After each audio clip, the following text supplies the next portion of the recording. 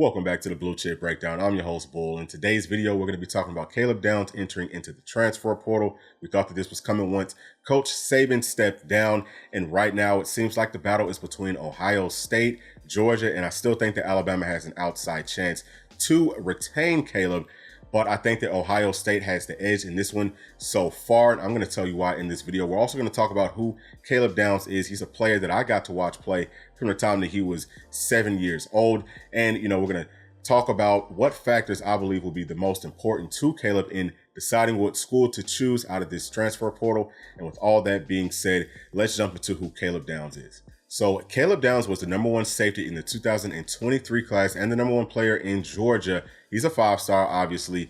Very, very good player on offense and defense. He chose Alabama out of college, and he had a great freshman season. He could have been probably the best safety in the entire country as a true freshman.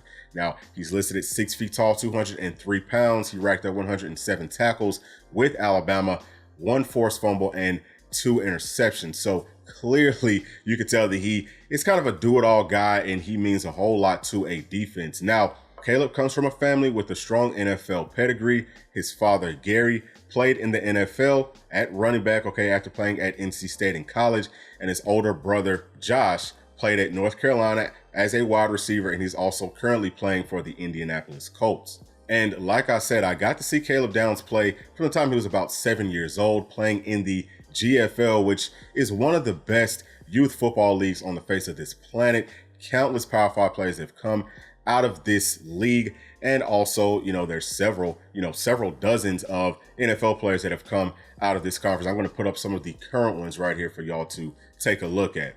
And I'm bringing this up because Caleb Downs is one of the best players to ever play in the GFL, I don't think that he got tackled until he was like 9 or 10 years old, so he definitely is a very special player. That's when I realized, I said, man, this dude is special, because that just doesn't happen. I think that that's the first time that it ever happened in that league, where a player hadn't literally gotten tackled and scored every time that they touched the ball for that long. That's extremely impressive in a league that is that competitive. Now, I can also tell you this, whenever he was young, I did talk to him, I just kind of asked him, what school are you probably going to go to, once that opportunity comes? And he said, I don't know, but it's not going to be Georgia. It was something like that. He said he was not going to Georgia. Now, obviously, things do change as, players get older, coaches change, all that good stuff. But if I'm not mistaken, I want to say that Ohio State was his favorite school, coming up. So I think that that is working in Ohio State's favor. Now let's talk about what I believe are going to be the 3 most important factors in determining what school Caleb is going to pick. And we'll start off with number 3, which is the scheme that the team plays. So again, Caleb is coming from Alabama, and the most similar scheme to what he ran at Alabama would be Georgia's current scheme, And as we all know, Kirby Smart pulled a power move and went on ahead and hired one of Alabama's secondary coaches in Coach Rob, and he actually promoted him to co-defensive coordinator, and he also made him the safeties coach. Now, I think that that was a good move by Kirby Smart. Now, the other thing about Georgia's defense is that they're going to isolate the safeties a little bit more than what we'll see with probably these other 2 schools, In Georgia's system, you're going to play that match zone, match man, man-to-man coverage, but again, they've got that 3-4 base, so at some point, the safeties are going to have to get isolated, and that's just how that goes. Now, is that going to be something that Caleb wants to do? Does he want to stay in the same system that he ran at Alabama? Although he did run it well, I think that you might not want to do that, just because you can kind of get exposed, especially in the SEC. Now, I'm not saying that he's going to, but if you look at Georgia's system versus what the Buckeyes are going to run, it seems like the Buckeye system would be a lot more safety friendly. The Buckeyes are going to run a 4-3 base and run a whole lot more cover 3. So it's going to kind of be like the Legion of Boom. And, for those of y'all who forgot what that defense was, that was the Seahawks defense that was, one of the best to ever play in the NFL. Now, I think that in that system, Caleb could either be the Earl Thomas, which is the free safety, or he could be the Cam Chancellor, which is more the strong safety, playing in the box, doing more in run support. But you still are going to have plenty of opportunities to get some interceptions and play the pass as well. So I think that that system, honestly speaking, would really fit what Caleb would want to do, like what he would want to put on film and show to these NFL scouts more. But, I can't call that for sure. I'm just purely speculating on that. Now, whenever you talk about Alabama's system, I'm not quite sure what they're going to do. I do know that they're talking about moving more to a nickel base. So, that'll be interesting to see if they want to play more man-to-man coverage, but it's probably going to be a good mix of, playing man and also playing zone. So he could fit into any of them very well. Which one does he like the most? It's probably going to get a notch in their belt, I believe, in these 3 categories. All right, now I think that the second category on Caleb's list would probably be the coaching staff, okay? And how can they prepare Caleb for the NFL? We can start it off with Alabama because we know that Caleb is really close with Coach Saban. And although Coach Saban did step down, he's still going to be around that program. How much, we don't really know, but he does have an office in the stadium and, all that good stuff. So, that could be a factor. Maybe Coach Saban can talk to Caleb and say, hey, look, I can, make sure that I'm here to answer any questions that you might have and, all that good stuff. So that could kind of make Caleb feel more comfortable. Again, you have to also look at what the scheme is going to be with the new coaching staff. And that's something that I just don't 100% know what it's going to look like. Caleb probably knows better than I do. And, I think that those 2 things will be a pretty big, factor in if Caleb is going to decide to stay with Alabama.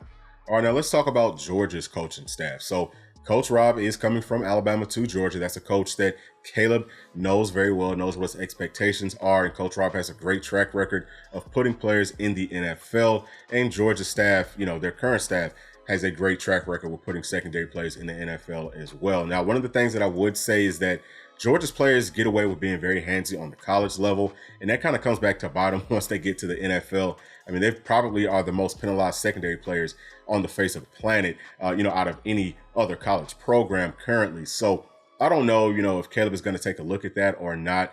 I do think that it works in Georgia's favor, just that, he's got a coach that's on that staff that he's already been around and seen the way that he operates on a day-to-day basis. Now, whenever you talk about the Buckeyes coaching staff, okay, they just fired their secondary coach and they hired a new one in Matt Guerrieri. He's been with the Buckeyes. He was with them in 2022. This past season, he was with the Indiana Hoosiers.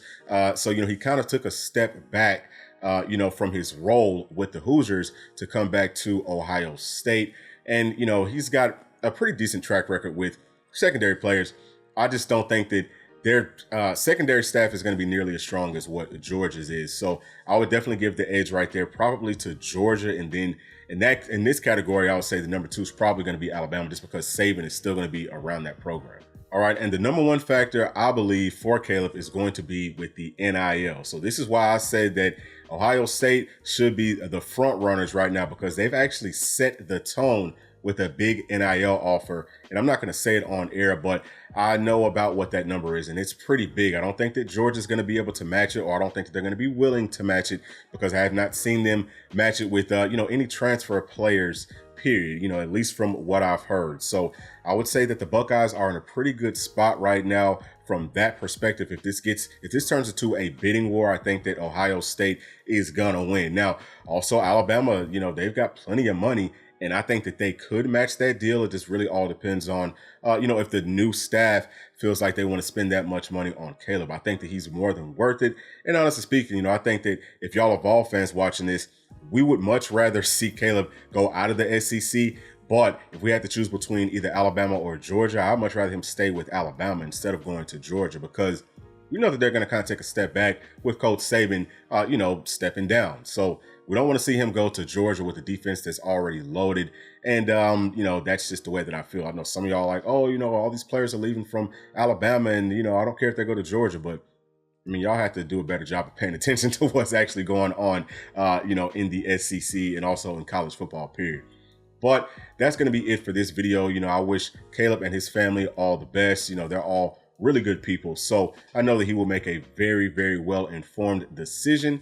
And I just hope that it's not to Georgia. So please make sure y'all to like, subscribe, hit that notification bell. Let me know y'all's thoughts down in the comment section. And we'll see y'all in the next one.